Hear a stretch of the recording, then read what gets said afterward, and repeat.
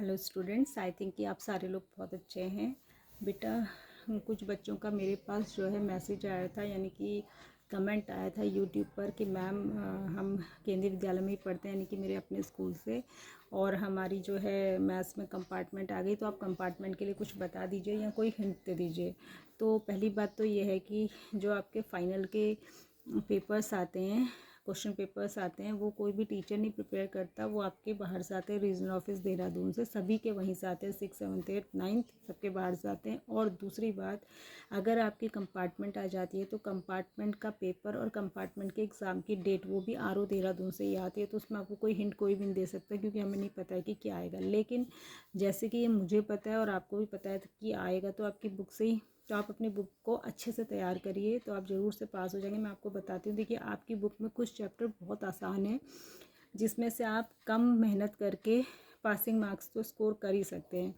जिसमें पहला चैप्टर आपका रियल नंबर है। रियल नंबर टफ लगता है, लेकिन उसमें से कुछ चीज़ें सीख लीजिए, जैसे कि रेशनलाइजेशन सीख लीजिए, ठीक है। डिनोमिनेटर को रेशनलाइज कैसे करते हैं वो बहुत आसान है, उसका क्वेश्चन आ जाता है।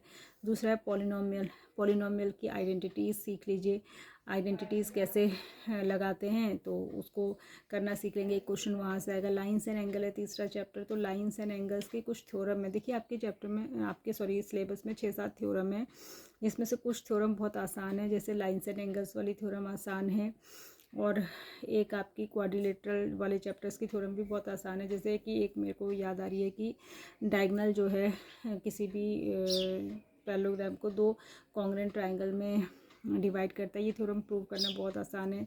वर्टिकल अपोजिट एंगल्स इक्वल होते हैं, ये लाइन से एंगल की थ्योरम है, इसको प्रूव करने को आ जाता है, ये बहुत आसान है। और ट्राइंगल में से आपके सिर्फ ए एस ए है, ठीक है। 5 प्रॉपर्टीज़ होती है ना आपकी जो कॉन्ग्रुएंसी की, उसमें से ए एस ए आप ए का प्रूफ आपके सिलेबस में अगर प्रूव करने को आएगी थ्योरम, तो वो आप पढ़ सकते हैं। इसके अलावा कुछ बहुत ही आसान से जो चैप्टर हैं यूक्लिड्स है, ठीक है। यूक्लिड ज्योमेट्री, उसके पोस्टुलेट और एक्सियम्स याद कर लीजिए, ठीक है। उसमें से मोस्ट ऑफ द टाइम वो ही वाला क्वेश्चन आता है कि वो तो आपके शायद एग्ज़ाम में आया भी था, जो लाइंस का एक पार्ट जो है हाफ पूरी लाइन जो होती है वो हाफ की डबल होती है, ऐसा प्रूव करने के लिए शायद इसी बार आया था। तो उसी तरीके के क्वेश्चंस आ जाते हैं। दूसरा, पीछे अगर लास्ट से आप जाएंगे तो स्टैटिस्टिक्स बहुत आसान है, क्योंकि स्टैटिस्टिक्स में आपका सिर्फ बार ग्राफ और हिस्टोग्राम है, तो वो 2 चीज़ बनाना आप सीख लीजिए, एक क्वेश्चन उसका पक्का आना ही है, ठीक है।